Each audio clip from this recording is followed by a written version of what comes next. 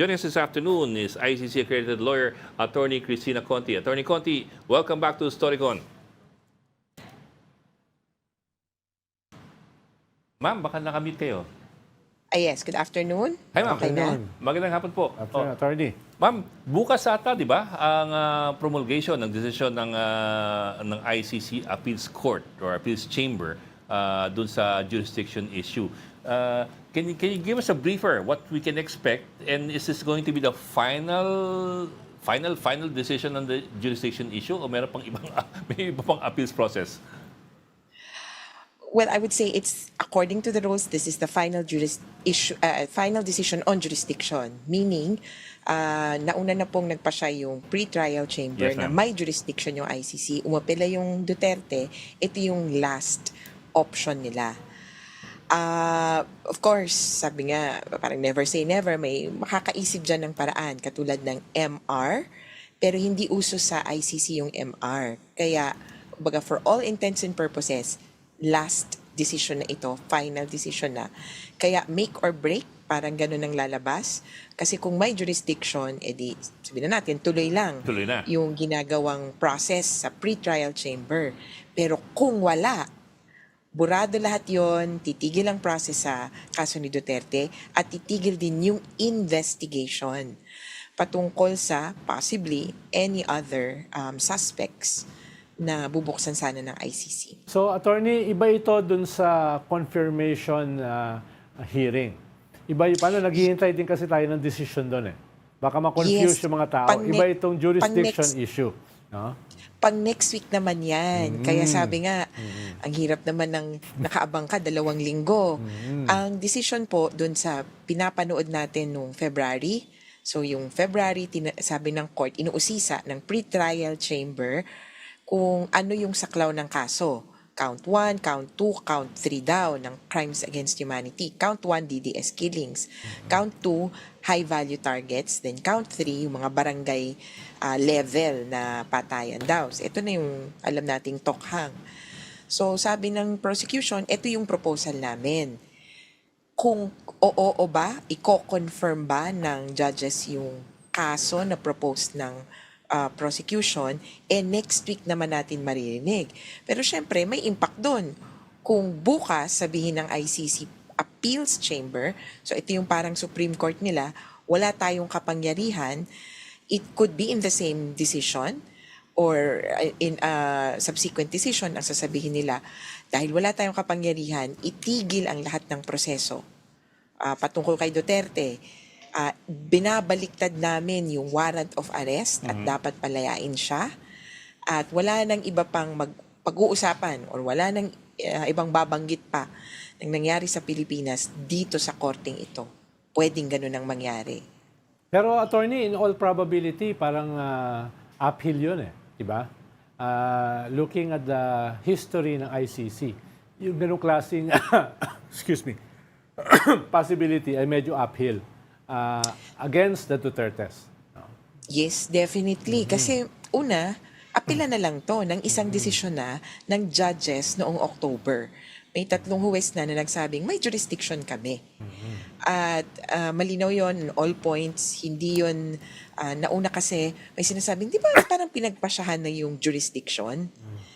Hindi pa technically kasi po nung 2021 ang pinag-uusapan ay kung deferral ng investigation, pagpapaliban ng investigasyon. Bagamat nabanggit yung jurisdiction, hindi doon buong-buo pinasadahan. So, nung ni-raise ni Duterte, dito na hinarap ng ICC yung issue. Tapos, komplikado siya sa punto ng kauna-unahang pagkakataon na merong former member state na nagtuloy yung kaso after siyang mag-withdraw. At syempre, nakaabang yung iba na pwede kayang gawin din namin yun. Aatras na lang kami bago kami gumawa ng kabulastugan.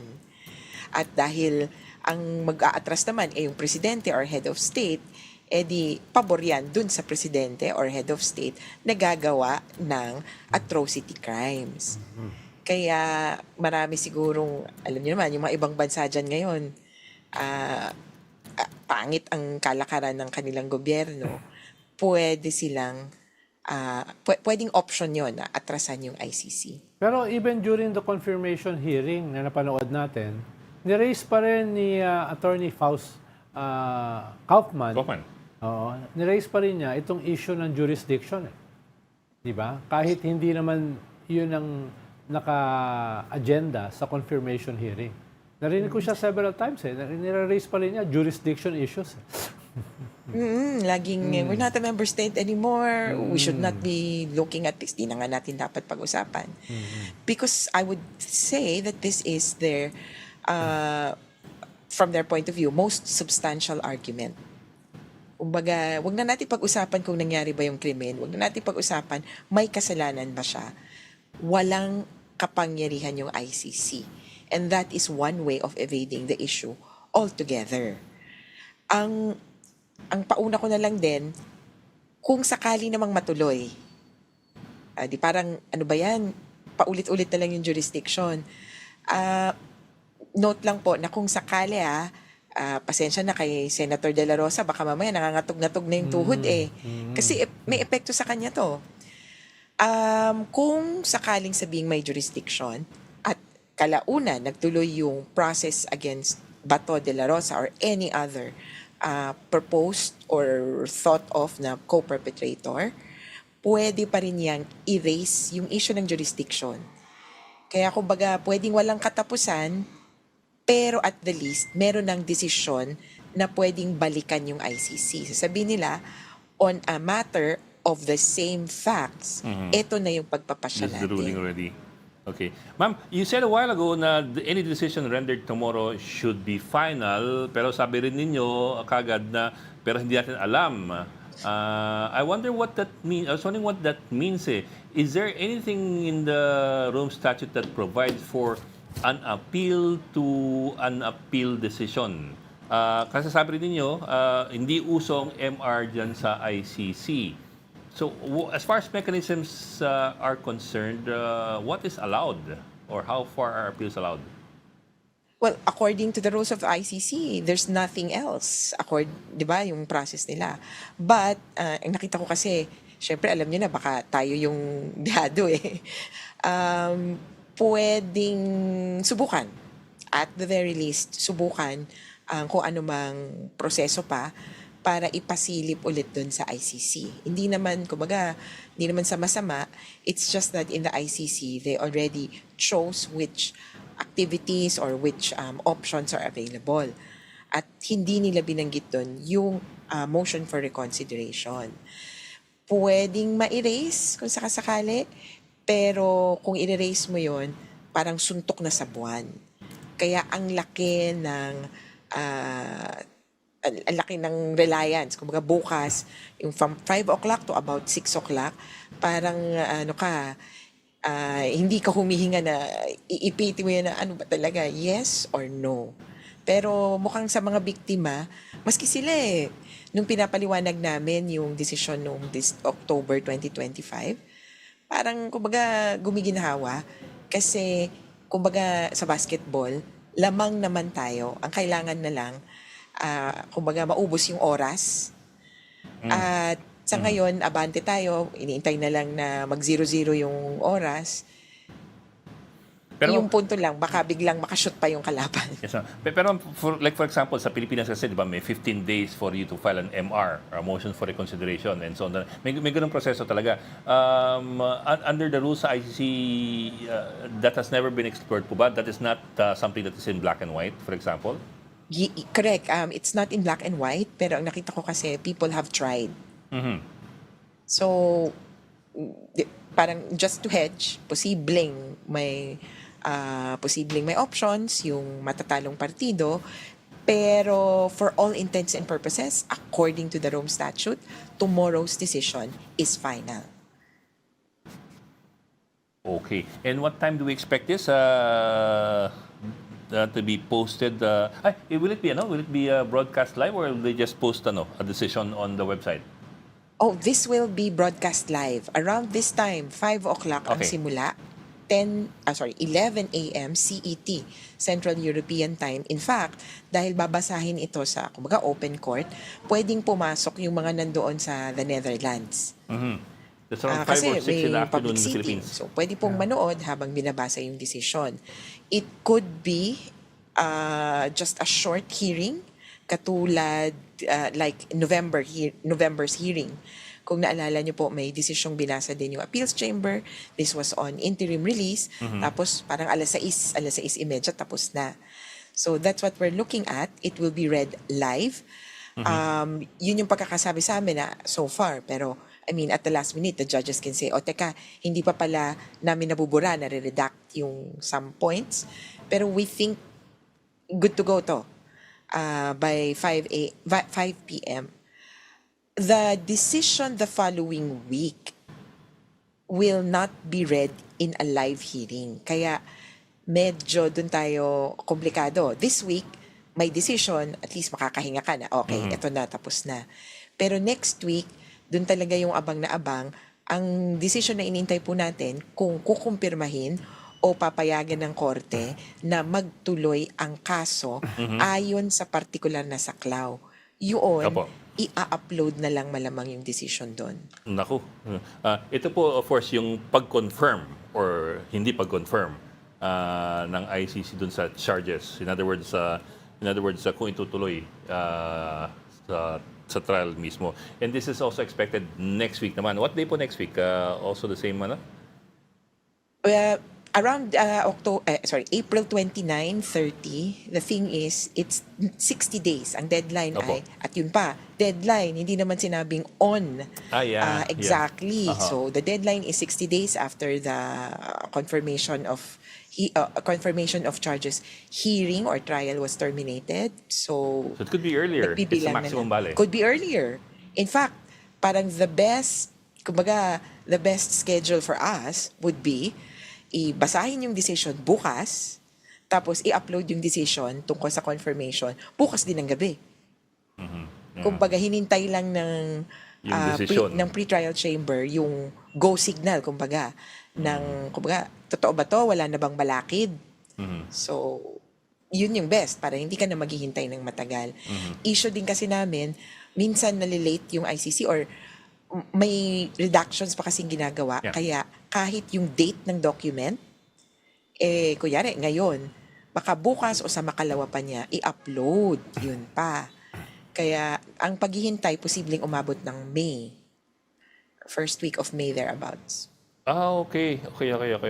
So it can go beyond the 60 days. I mean, at least the making public of the decision. Yes, and that's the only time that we could discuss it. Kumbaga, posibleng na i-file nila sa court ng on time before the 60 days, pero yung reductions is another matter.